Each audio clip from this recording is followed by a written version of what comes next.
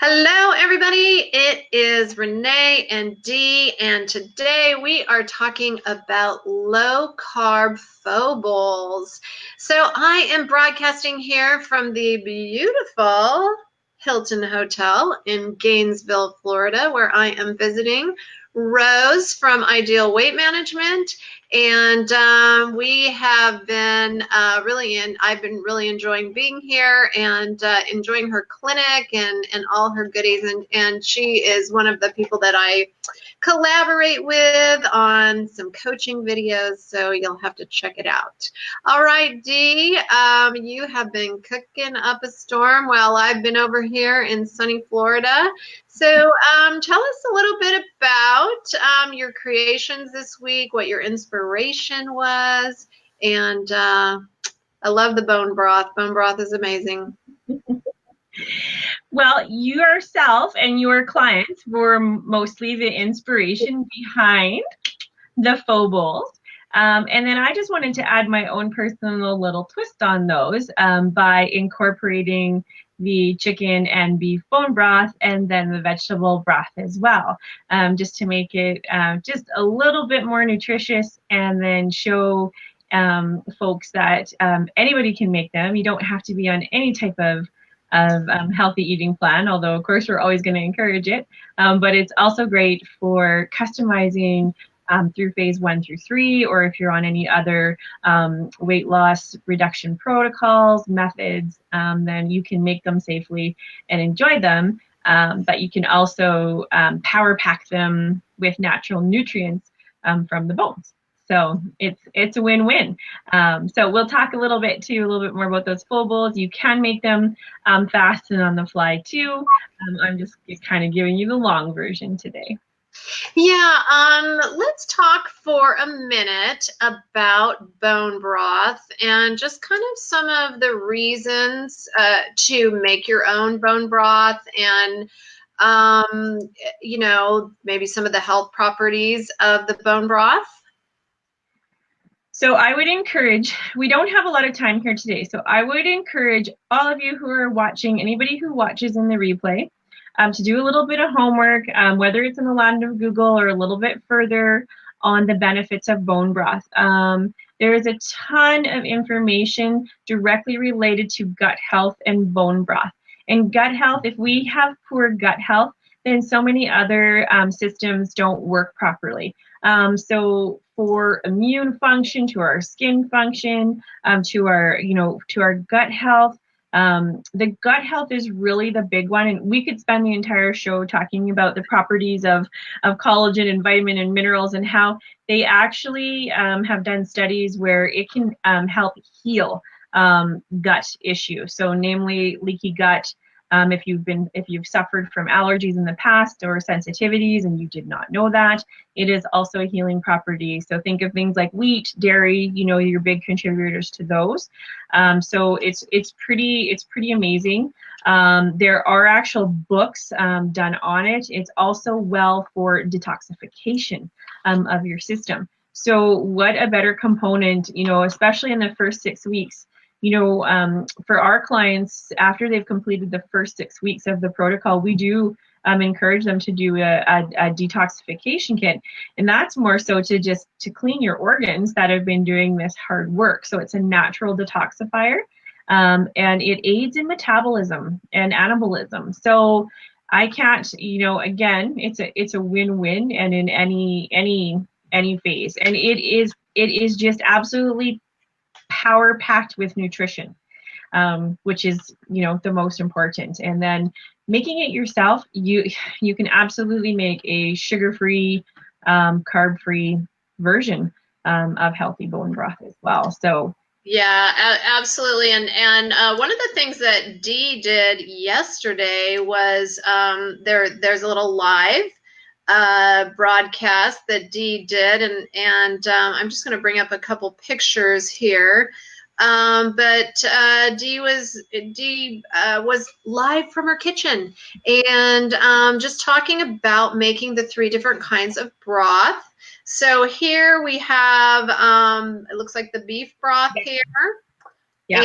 and then the chicken broth and the vegetable broth. So 3 different kinds of broth that you can use while you are cooking. And today we're going to use them in the Pho Bowls, but I think, you know, broth is such a great thing to use instead of oils. I use it a lot personally when I'm cooking items instead of using an oil. And we're so keyed into using oils. That's really how we were taught, right? Is to spray the pan with oil, or you know, pour some oil in, and using up that little 2 teaspoons of oil. I feel like, oh man, I got gypped. You know, now what am I going to put on my salad? Mm-hmm.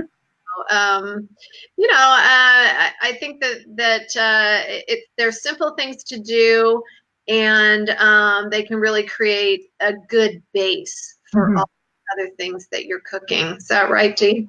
Absolutely.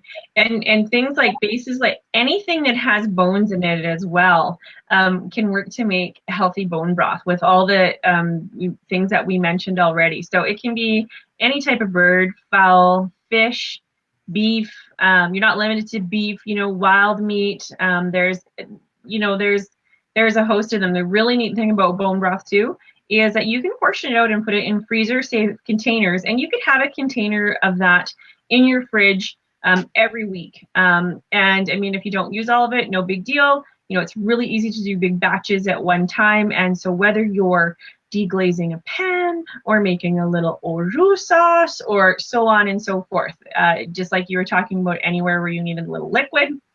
Yep. And you can even use it as like a gravy over some of your meats. Yeah. And you can drink it. Obviously, it's great for your collagen and elastin and what have you. Yeah. So if you are coming on here live, number 1, will you please hit the share button? So the more that we share, the more that our community grows and the more organic reach that Facebook sends to us. Additionally, if you can hit the like and the heart button whenever there's something that you see that you love. And again, this helps us build our community, so it sends it out to more and more people. All right, so today, as always, if you want the recipes from today, all you have to do is type in the word recipe, and it is ready to go.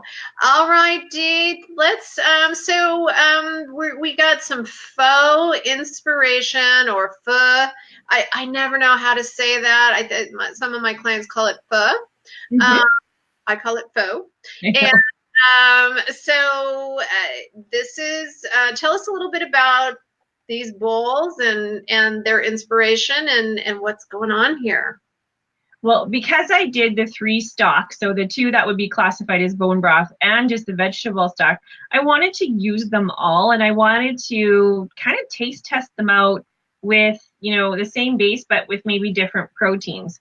One of the interesting thing about, I mean, there are thousands of pho recipes out there, from really fast, you know, the fast versions to the long involved, you know, putting the whole raw chicken in the pot and starting from scratch. And the great thing about Pho Bowls, though, is that your diners, like, so all the toppings, so, you know, your base liquid, your protein choice, and your noodle choice, that's the meat and potatoes, so to speak, of the bowl. But then all the toppings are up to you. You add them after. They're not actually processed in the pot, so they're really fresh. They're really flavorful. And then you can have all the toppings laid out on a table and feed 20 people, and 20 people's bowls could look different just based on, do they like basil? Do they like Thai basil? Do they prefer cilantro? You know, do they like sriracha? Do they like Tabasco? You know, do they like a little extra Bragg's aminos in there, or none at all? Do they like the strong taste of ginger? Do they want lemongrass in it versus, you know, so on and so forth. So really, we could have, you know, the possibilities are just endless on these bowls. Truly endless. So. So tell us what this bowl is made from. That one actually has pork and shrimp in it. because I wanted to try one more with the vegetable stock versus just the chicken stock. And because I didn't do a fish stock, but yet I had fish, and I didn't do a pork stock, so I just had the chicken. So I actually used both of these meats in separate vegetable stock and chicken stock, and then I just threw them in together because I just to try it, just to see, does it really change the flavor sensation? Is one better than the other? Does it ruin it? I am a big fan. You're probably going to see that in the pictures. Lime, just, it releases some type of endorphins in my senses as soon as I cut it. Like I crave it. I crave that smell. And a little actually goes a long way. So it's really pretty as a garnish, but when you dip it around in that soup with the other veggies, that flavor comes out really, really fast. And I really enjoyed it in all these bowls. So yeah.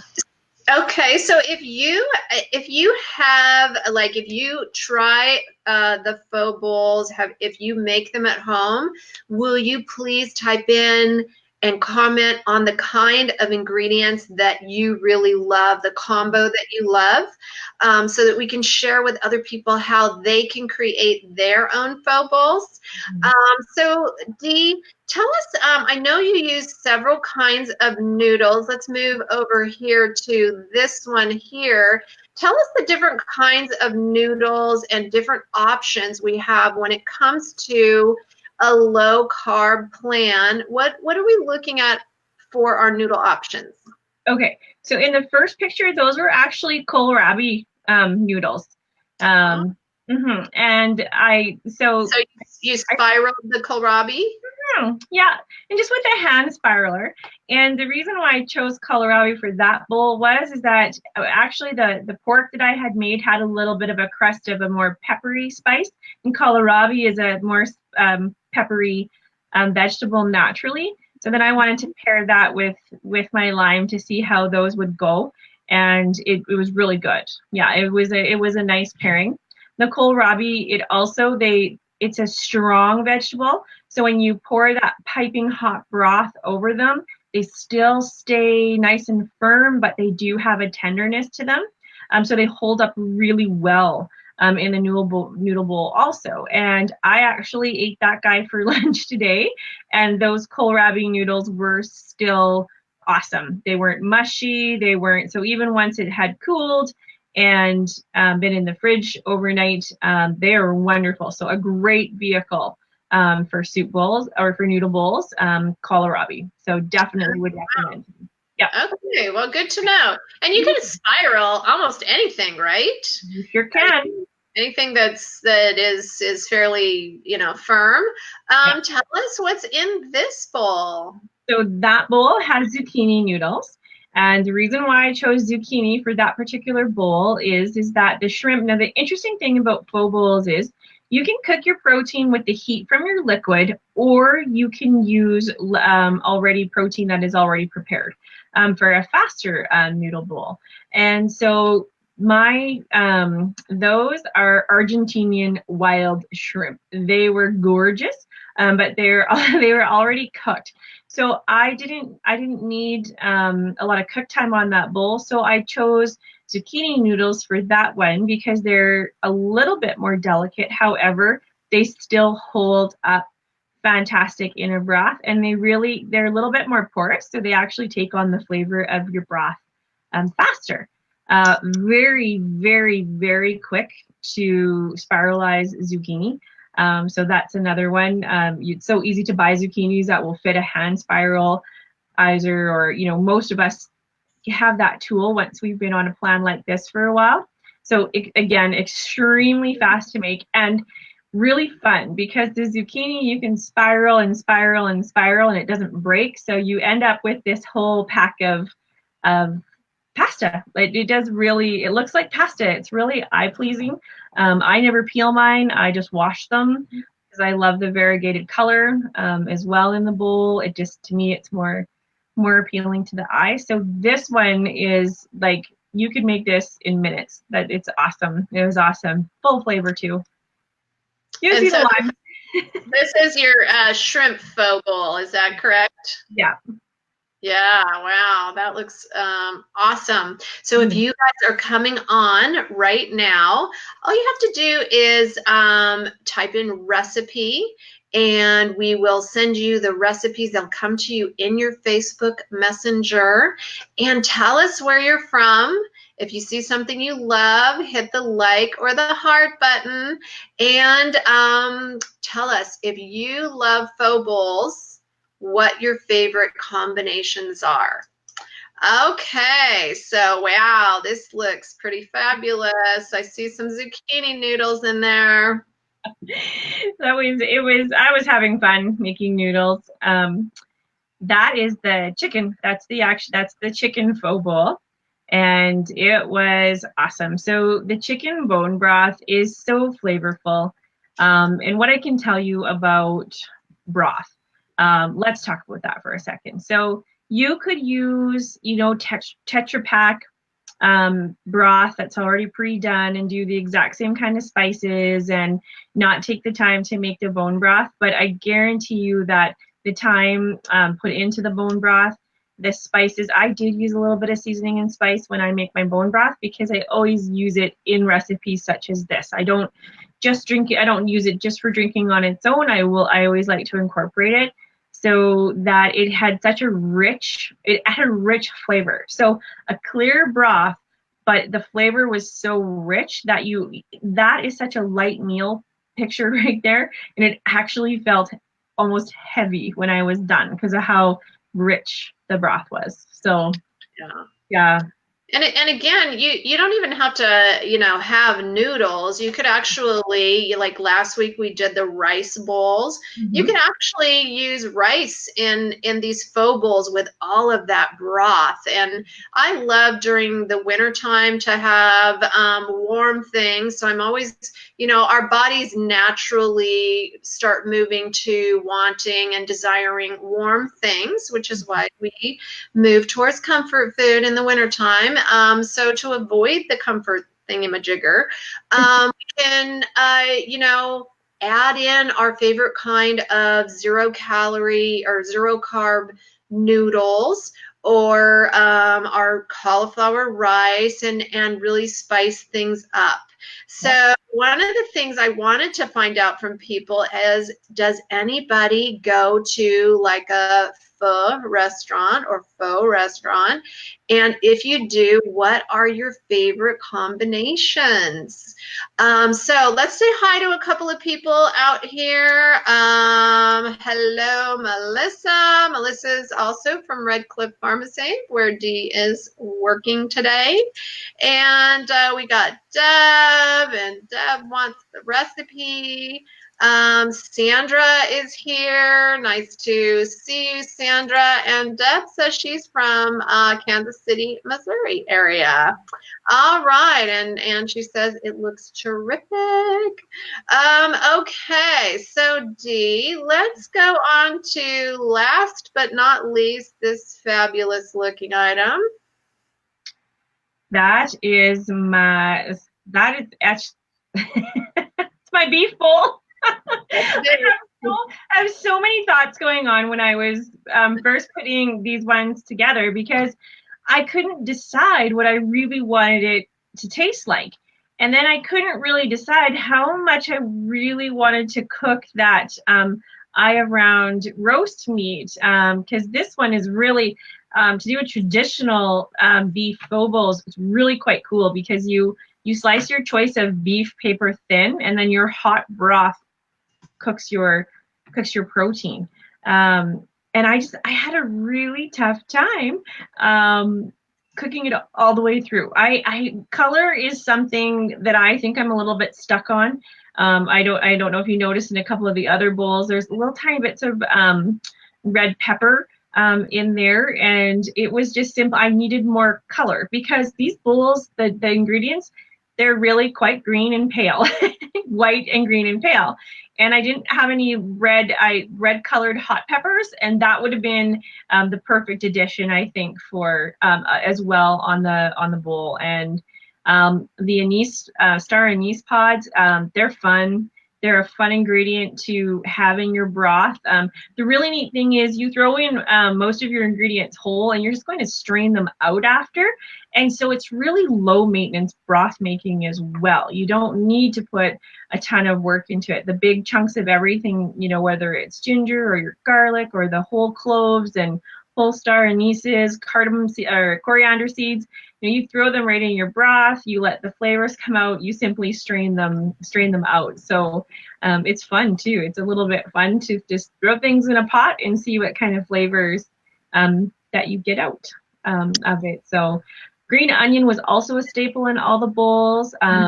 Lots of the traditional pho recipes call for onion, and of course, because we are reaching those of you who are doing low sugar, onion releases a lot of sugar when you cook them, so we're just using the green onion for garnish instead, and leaving traditional onion out of our broth pots as well when we're making the stock. Yeah. So let's talk about the Konjac noodles. Sure. Did you use the Konjac in any of these bowls? Right, that bowl right there, I did. Okay. Yeah, all right. Bowl I did right there. Now, I purposely only put them in one bowl because I really wanted to push the veggie option for the other bowls. But in our clinic, we sell Konjac noodles. And that is our zero carb, zero. They do have 10 calories per serving, 5 grams of fiber, no carbohydrates at all. So you're not minusing net carbs. They do not contain carbs at all. They are pure fiber. You do need to, I always recommend anybody who wants to try them. They're an excellent substitute, and they are such a high quality that we've had so much feedback from protocol users that they don't miss noodles. They could use these for the rest of their lives and be happy with them just because of how authentic and traditional dishes that you can make with them. And they were really, honestly, I think they were better than a rice stick noodle in the bowl. They hold up so well. A serving is 1/3 of the packet. I did see that we had some comments on them or questions about where to get them. They are on low carb grocery sites in the US and in Canada. They're honestly the cleanest ones that we could find. And we ask our protocol users to treat them like an extra. There's 10 calories. That's what's in them, and a boatload of fiber.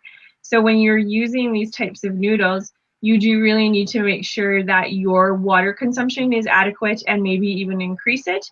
And then, of course, the serving, like I said, it's 1/3 of a pack. So we ask that you respect that. Try it out. See how your body responds to it. And with anything else, if you know that's the only extra you had that week and your progress slows down, then we will remove it. Okay. So we did have a question here. Deb asked, can you use soy sauce instead of aminos? I always use Zucchini noodles and konjac powder to thicken sauces. So I'm not sure what Zucchini noodles are. Do you? I don't. I don't. So we would have to see the nutritional information and then ingredients on them. I'm not the konjac powder. I'm wondering if it is the same ingredient that our noodles are made out of. Possibly. Might be. I think she might mean skinny noodles. So I'm not. Let's see. Skinny pasta is konjac noodles. Actually, I'm googling right now. Oh, okay. Well, so she means skinny. There are quite a few brands of, zero carb pastas. Oops, skinny noodles, yeah. They're not all, the nutritional labels aren't all the same. I'm not a big fan. I know they say you can. I'm not a big fan of minusing carbs off of fiber for extras. I really love to see those zeros on the carbs, and the konjac ones, they are a zero. If they're not, if you're tracking, if you're respecting serving sizes and your coach is watching them and treating them like an extra, as long as your progress is wonderful. I mean, always take it back to your coach. I know that there are some clinics that do not want to use them or, endorse them, anything like that. They're just, if you don't use them in the losing phase, excellent substitution.